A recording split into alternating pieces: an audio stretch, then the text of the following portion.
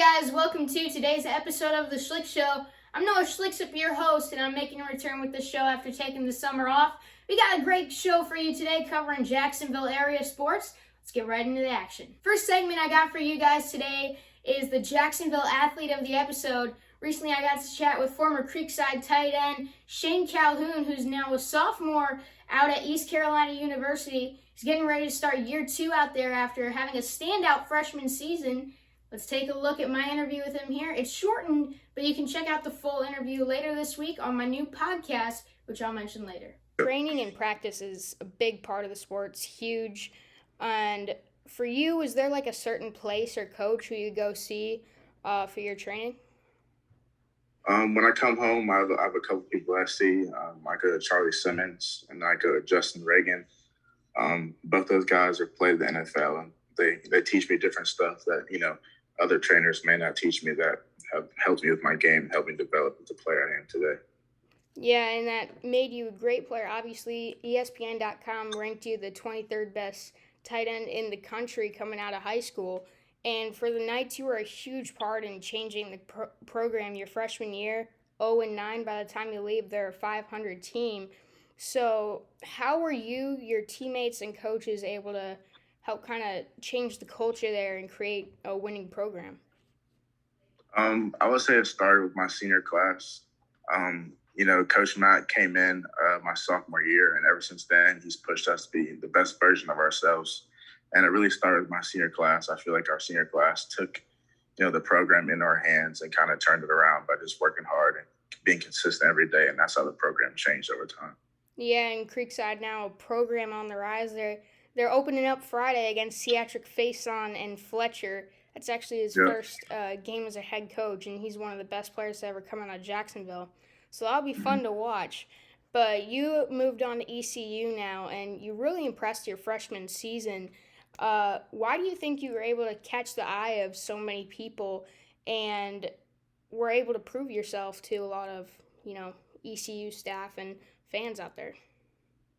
I think the thing that helped me was just being consistent and, working hard to learn the in and outs of the game. I think, being a true freshman and playing, the most thing that you're going to have to do is get used to the speed of the game and get used to having, no experience coming in. So I feel like, I was able to handle that well, and that's why I was able to get on the field so early.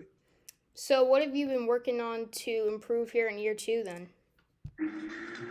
Year 2, I would say I've been improving mostly on my strength in the weight room because, last year I was a true freshman, so I wasn't up to speed with, the physicality of the game up front. So I would say in the weight room and then, getting quicker in and out of breaks and that kind of stuff. So that's what I've been working on the most. Thank you, Shane, for taking the time to do that. I had a blast talking with you yesterday. ECU's expecting big things out of him this year, so be sure to tune in to a few of their games if you get the chance. Now on to the Cats' Corner. Little breaking news today. Tim Tebow not making the roster for this season as expected. So when I got to talk with Jamal St here, remember, this hadn't happened yet. But we still had a very good conversation about everything Jaguars right now. We covered their first preseason game, Trevor Lawrence's first performance as a Jaguar, and Gardner Minshew's future with the Jags. Here's a look at it now. Like most of the people watching here, I wasn't at the game last night, but could you tell us a little bit about what the atmosphere was like? It was definitely, everyone was on the edge of their seats. People just wanted to see Trevor Lawrence. That's the big thing around this team right now is everyone wanted to see Trevor Lawrence on the field, and there were all the questions of who was going to start at quarterback, if he was going to play, how much he would play. Fortunately, Urban Meyer did decide to start Trevor at the beginning of the game. He played 2 drives in the first quarter, and then he got to watch the rest of the game from the sideline. Not the outcome that Urban Meyer or any of the fans in the stands wanted from the game, obviously in the final score, but not a bad entrance for Trevor. He made a couple of nice throws. There's some little things that you need to work on. Obviously, preseason, the offense is very simplified, so they're not showing much of anything. He was without DJ Chark, who's going to be one of his top guys. But he did make a couple of really nice throws. I mean, one throw that he made to Marvin Jones down the field was one that kind of sticks out as his best throw of the night. Mm-hmm.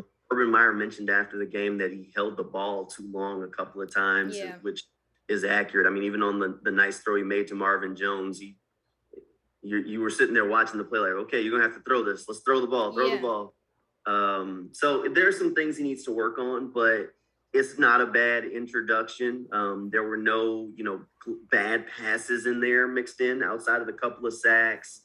And Meyer mentioned after the game that he really wanted to see Trevor pick up the tempo and get to the line of scrimmage a lot quicker.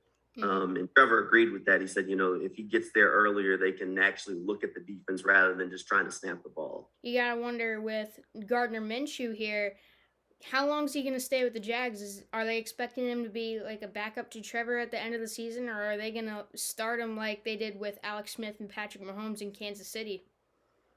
I don't think we're going to have the Alex Smith situation.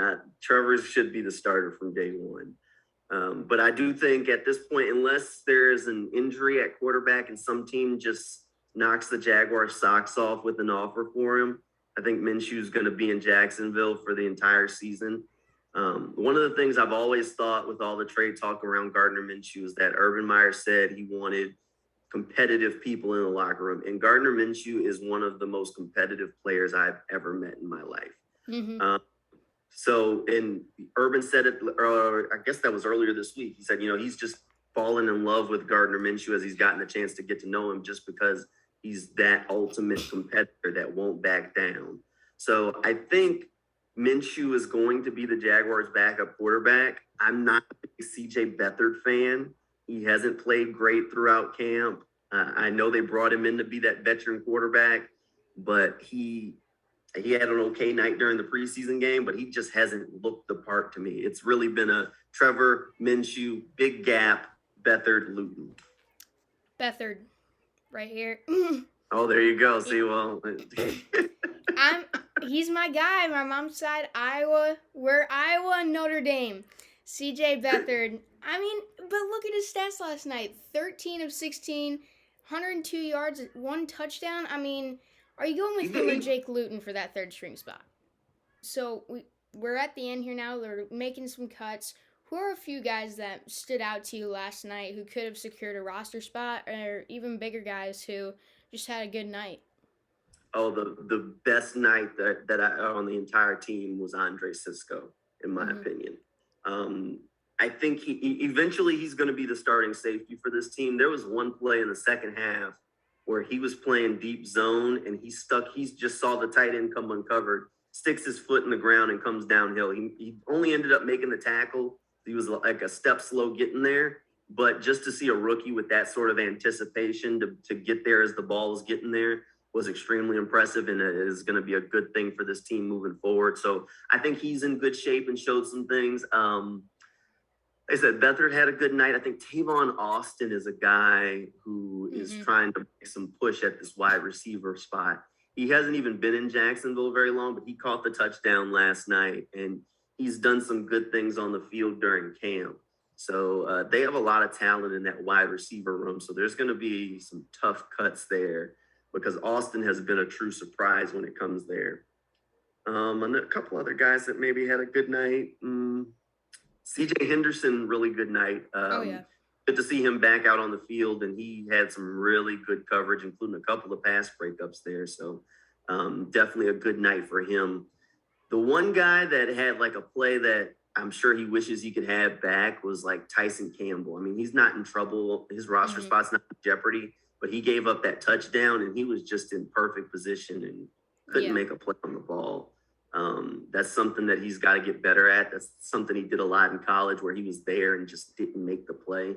But that's not going to fly in the NFL because they'll keep throwing passes at him if he's not willing to break on the ball the way he needs to. Thank you, Jamal, for taking the time to do that.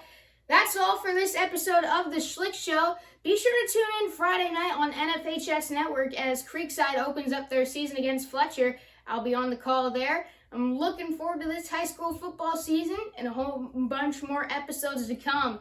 Thank you guys for watching. Be sure to like and subscribe, and I'll see you next time.